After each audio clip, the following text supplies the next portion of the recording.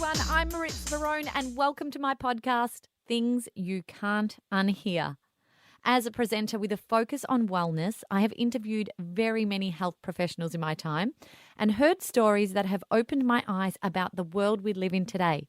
But I found the best bits that I take home with me and the things I heard that have changed my life are usually when the recording shuts off and we can talk in length behind the scenes. And that's the information that I want to share with you on this podcast. Today, I introduce you to Maxime Nolton. She's a women's holistic health coach, a self-trust teacher, speaker and co-founder of Maximum You, which is a business dedicated to empowering women with the tools and strategies they need to break free and live life on their terms. Her breadth of knowledge and life experience expands across the multiple dimensions of mind, body, and spirit. And she truly believes that we need to create a lifestyle that supports each of these to thrive. So, hi, Maxime. Hello, Maritza. Thank you so much for having me. No, thanks for being here. Now, today we're going to talk about some of the tools you use to shift your clients' mindsets as a health coach, and also delve into the use of essential oils, as they can be a whole new world for some people who've never used them before. Firstly, tell us about some of the types of clients you work with and how you help them in their life journeys. So I've worked with a whole range of people, but these last few years we've really narrowed down onto women in particular. And the business I've co-founded is with my mum, so the age group is quite diverse. We work with women between the ages of 27 all the way up to late 40s.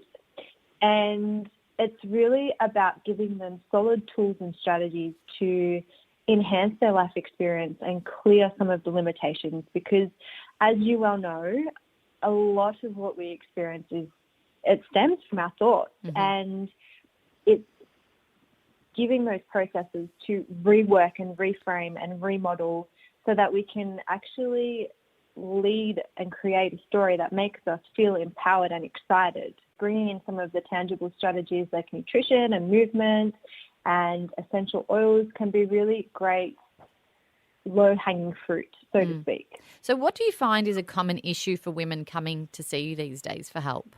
If it's in terms of their mindset and something that they identify before they come to me, it's really around self-worth, that ability to express themselves in the world around them in a way that feels authentic to them, and visibility. We hear a lot about the whole imposter syndrome and all that type of thing, and it's that incongruency with who they really are and what they believe they need to be based on what the world around them is showing them. Do they feel like they're not being seen and not being heard? Yeah, and that they're just not living authentically to themselves, that they've created careers or lives that are reflective of what society has deemed appropriate as opposed to what feels good to them. And that then reflects into health very often. So, they'll be experiencing digestive issues or skin issues or insomnia or anxiety, whatever, label comes up, it's often coming from a place of misalignment, and it reflects physically in health issues. But there will come a point in time where we cannot squash it anymore, and there'll be too much chaos, and we need to then do something about it. But we don't need to wait until that pivotal moment of, some people call rock bottom, or just chaos full stop. That could be in a relationship breakdown or in a severe health issue. But our lifestyles then, in conjunction with that, this go, this overachieving, overdoing, overvaluing of what other people believe about us, really, again, it's so far from what we're designed to be here for. But it's really about finding that place of harmony for yourself and identifying that what you need, what matters to you, and what you feel should be the guiding light, not all of the noise around us. How do people work out what that is? Because I know it can be difficult sometimes and reality kicks in as well. What are your tips really on finding that why that people have? Start small. Look at the things that you actually enjoy. And that could be something that has nothing to do with your career or your current roles and positions. finding the things that we like is often an avenue into the next thing. And sometimes it's also just looking at the things that we're good at. What are you good at is often something that you've been practicing.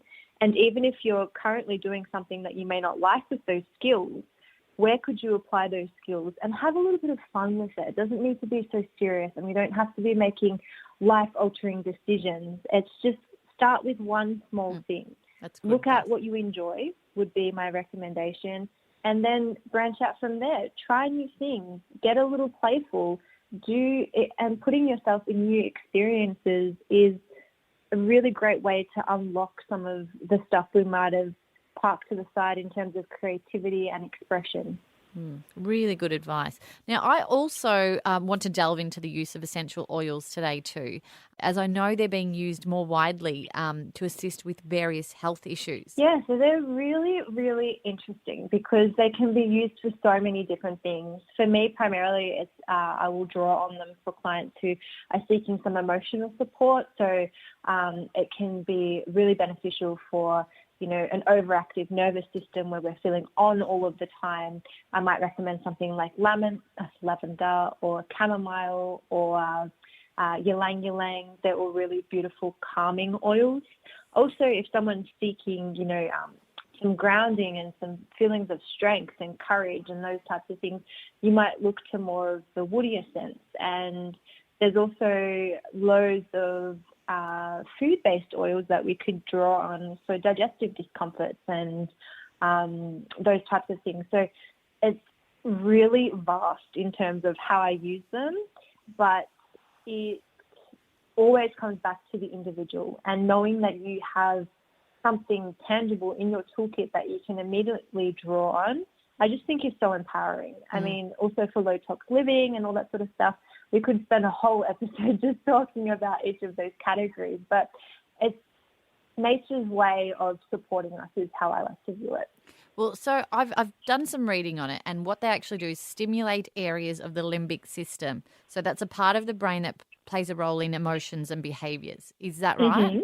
Yeah. Right. So then there's things like, anxiety, stress, sleep, insomnia, all of those things are part of that. And it's just almost, I'm very new to essential oils, and I have been using them for about, 6 to 12 months now, and I find them great. But I have found it challenging to figure out what goes with what. And there's so many. You can buy, 50, 60 different types of essential oils. I think it's really important to distinguish the different ways that we can just use any of the oils. So there's three main ways that we can utilize them. And one of them is aromatically, which is what you will generally see in the diffusers.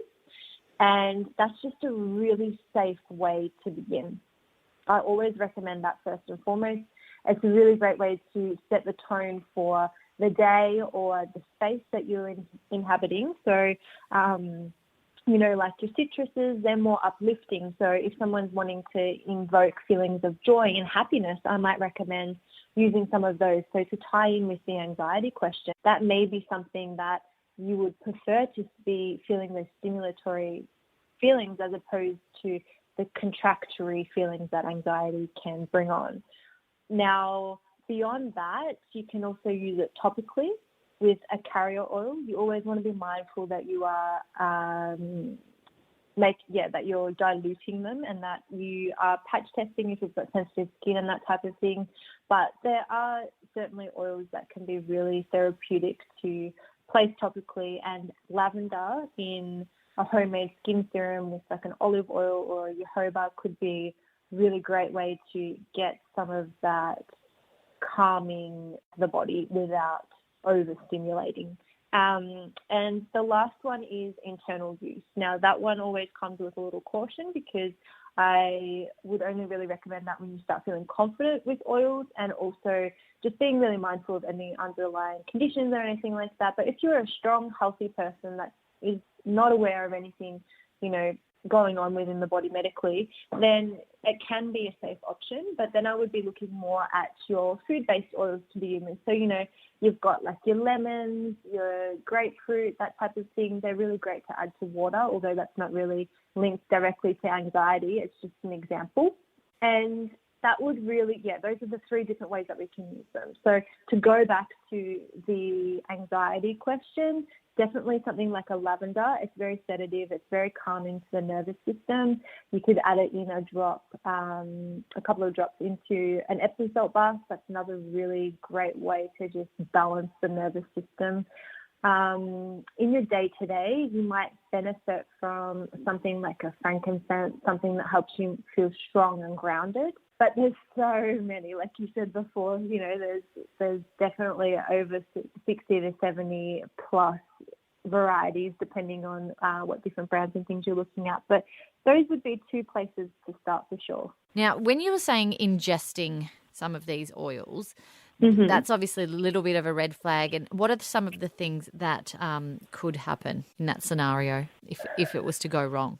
For me, it's not something that I really tend to focus a lot on, because the examples of things going wrong are generally people using way too much. And it's like anything. Too much of a good thing is still too much of a good thing. And that applies to medications, that applies to so many different things. It's not just essential oils. So yes, it's something to be cautionary with, and I would again make sure that you're being guided by a health practitioner. If you are someone that's completely new and you are, not sure what you're doing, I wouldn't recommend to be doing that. But again, it's really like anything. It's where you're focusing on, and if we pull up the statistics on the things that have gone wrong, it's really minute in comparison to all the ways that they can enhance and support our well-being. But, you've got to practice caution, and it's very individual. So if, yes, you're new to them and you want to start ingesting them, then I'd suggest finding a health practitioner that works with them and can educate you and teach you how to use them safely. Great advice. All right, there have been some medical professionals out there, as they do, that suggest there is no medical proof to using these oils. What would you say to that? Yeah, it's all open to interpretation, isn't it? I think it comes back to our beliefs, and whether we think something is going to work or something is not going to work, that plays a huge role in whether they're effective or not. I guess which end of the stick do you want to activate? To me, it's just another opportunity to use nature as nature has intended for us to draw upon her, and it's not for everyone. So that would be my thing. If that's how you view it, then that's totally okay. Mm-hmm. There's a lot to choose from out there in the market too. Are all oils out there pure, and how do we know the best ones to buy? There are many oils that would certainly not be safe to use or ingest. So making sure that they're certified pure therapeutic grade, so CPTG tested, is what I would be looking for in terms of choosing and selecting an oil, because that will just make sure that they are verified, pure, free of fillers, pesticides and foreign contaminants. Often that is also only given when there's been stringent third-party testing. So that would be my recommendation. Look at those criteria and follow your intuition. Do your research. For me, the company that I chose to align with, it resonated with me on every level, and So you've done your research, which is great because we trust you. So can you to avoid having to go and do more research, and we can use this as our research, where would you suggest we go? I would say doTERRA. I mean, that's who I've chosen. doTERRA. There are a couple of leaders out there, but it was just the organisation beyond what it does with the oils. The Healing Hands Foundation and just the ethos behind the company. It is so beautiful, and they are, giving so much opportunity to these communities where the plants are harvested and grown in their natural habitat, but they're teaching these communities that would often be considered third world and not in a place where they have these resources, how to be self-sufficient. So every single bottle that we purchase through them has a bigger meaning. You are contributing to a bigger why than just your personal health enhancement, so to speak. And to me, that was just like, wow, be part of something like that whilst also having valuable aids for my own well-being. Well, I couldn't overlook that.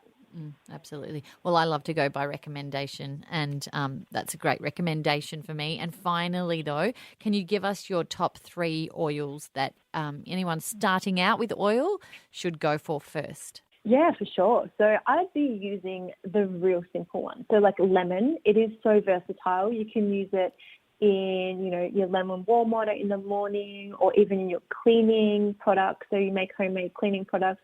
I love doing like a bench cleaner with some white vinegar and tea tree oil and lemon essential oil. And that's a really just great antibacterial disinfectant. You can use it as a spray top or even for your glass. So yeah, that one has to be a staple, and it's so easy to use for other things as well. But those are the 2 main ones. Then I would have something in the mint family, so like a peppermint or a spearmint. Spearmint is a bit softer, and it's generally recommended for children because it is a little gentler, but it is great to use for homemade mouthwashes. It's really cooling, so particularly great for the Australian summers to add to, like a washcloth, and it's nice to just pop around your neck. Something that I was doing when it was really warm down here was just popping a face washer in some filtered water and then adding a drop of peppermint and putting it in the freezer. Right. And yeah, that was just a really nice cooling thing to have around your neck. Then the last one would definitely be frankincense. I think that is one of the most amazing oils for grounding and meditation. It is also really great for oxygenation of our cells and that kind of thing. So it would be definitely one to have. Also for skin, it is fantastic. So making like a homemade serum, again with the olive oil, jojoba, something like that, it's often referred to as collagen in a bottle. So particularly for the female audience, you might be interested to know that. It's also considered the king of oils because it was one of the oils the 3 wise men gave baby Jesus. So that rounds out my top 3. There you go. Thank you so much for your time today, Maxime. My pleasure. If you want to hear more from Maxime, you can head over to her website, maximumu.com.au. And if you want to send me a message or ask any questions or perhaps be part of the next show and share your wellness story or life mission, please get in touch at Maritza_Barone on Instagram. Be happy, be healthy, be well. Thanks, everyone.